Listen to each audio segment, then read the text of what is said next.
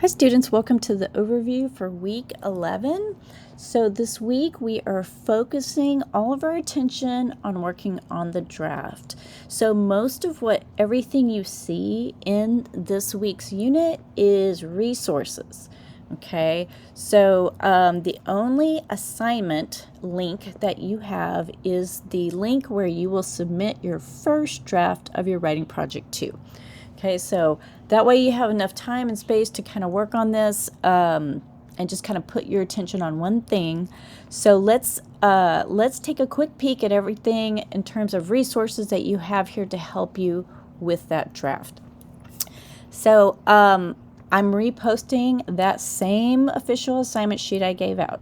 If you have questions, if you feel you aren't sure what to do, I highly recommend that you reread the assignment prompt. Again, look through the handout. The handout is designed to give you context, to help you understand what it is that you're doing in this paper, and that's always where you check the official assignment prompt. And it's always a good idea to read that prompt more than once.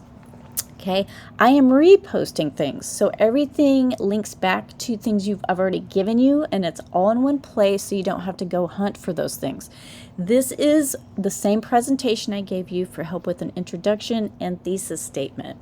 If you are someone who's still struggling to understand how to start, and you are somebody who likes to start with the intro and thesis, this is the area I will direct you for resources to help with that. Okay, this is a new resource, and this is Help for Drafting and Citing Writing Project 2. Okay, so I'm going to click on it and show you what's in here. I am reposting the example essay. Okay, I'm going to just keep reposting that because this, if you want to know what a rhetorical analysis is and what it looks like, here, this is an example. Okay, this is an online example. It's a handout. Think of it as a web handout that I'm showing you. Here's an example of a rhetorical analysis. Okay, yes, that does require time to review and read. You don't have to understand everything because the writer's writing about a text here. I linked to this text for you. You can read this text to understand what they want, what they're saying here. However, all you need to pay attention to in the example is how things are structured, where things are, and what the writer is doing. I think that's just it's a good help to just see what a model looks like for that paper. I have a walkthrough presentation on drafting. Now, this is the walkthrough version, but I'm also going to post a video version. Yes, it's long. You know, it's hard to give this information in short little chunks. So it'll be like 15 minutes, 17 minutes. You can, scroll, fast forward to the places you want, the slides you think you need the most help. Use the video as needed if you don't feel like you need to listen to the whole thing. But I think for anybody who's struggling and needs a little guidance and isn't sure what you're doing, that would be a good idea is to watch that that video of me going over the guide. So that will be posted here. It's still cooking. I did a new one. Hopefully I will have that up very shortly. I have help for using any kind of tech support. So this is resources for that. What I have is I have a web handout here, a link that gives you help for what do you do? How do you do quotations? How do you put them in? What are the basic need to know about using quotes? There's a handout there. I also have a little breakdown, a paragraph, kind of showing you, what a paragraph for this type of paper looks like, what's in it. And so I kind of show you I take an example one and kind of break it down here with topic sentence, text evidence, discussing and explaining, providing another text support, and a final connection there. Okay, so you have those two resources.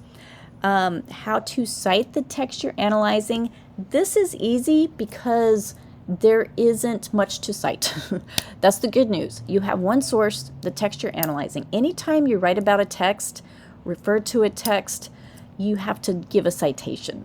But it's easy because you're not using more, because it's just one, it's easy. So what you'll do is you'll go down here. I have an infographic that explains what, so before I give you the example, I'm explaining all the information. You go to page 2, and then you can see that you have example. So the money slides, so to speak, are 7 and 8, where I show you what you need to do, how to cite it, and then I give you an example here. Okay, so make sure that you do pay attention to those resources. Also, you have a BrainFuse Writing Lab still here, still available for you to use, either if you need support getting started or if you want somebody to look at an early draft or an outline. You can always submit there. Remember, you can submit more than once to the BrainFuse. Revisiting the MLA format handout. Don't forget that part. You got to make that look nice too. And then if you look, you can see that the assignment submission is available. Remember, 2 parts. This week we're only submitting the draft. Next week the second part will open up. So you can only do the first part right now, where you will submit your paper. I have all the instructions for that there. And that's it. And remember, first draft, it's a first draft. You will have time to it doesn't have to be perfect, but you will have time to revise and improve it later. Okay, and so then after that we will move into the next unit and focus on revision, our feedback, and our revision. So if you have questions, need help, don't hesitate to reach out. Thank you.